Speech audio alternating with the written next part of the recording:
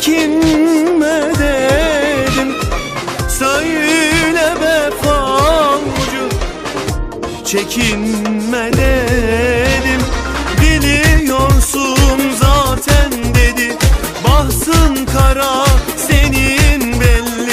Yazmış bunu Mevlam sana, değiştirilmez hiçbir yönü, garibim o.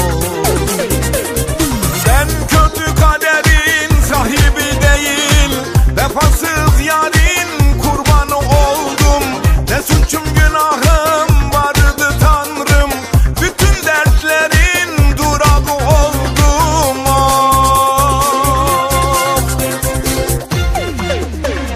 Ben kötü kaderin sahibi değilim, vefasız yarinin kurban oldum. Ne suçum günahım vardı Tanrım, bütün dertlerin durağı oldum. Ah.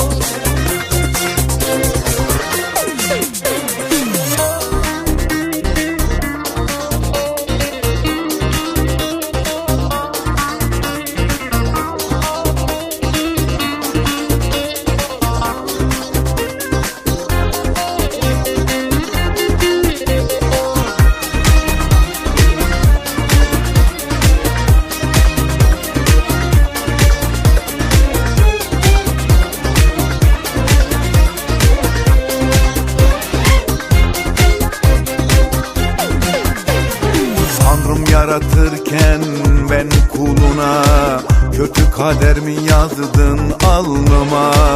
Gülüp geçiyor zalim sevgilim, ağlanacak bu halime of.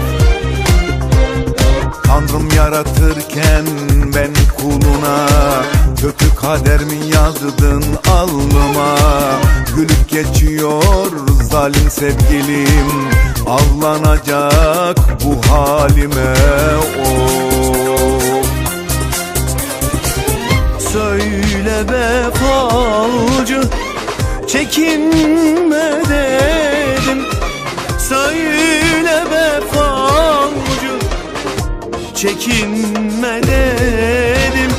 Biliyorsun zaten dedi, bahtsın kara senin belli. Yazmış bunu Mevlam sana, değiştirilmez hiçbir yönü, garibim o. Ben kötü kaderin sahibi değil, vefasız yarin kurbanı oldum. Ne suçum günahım vardı Tanrım, bütün dertlerin durağı oldum.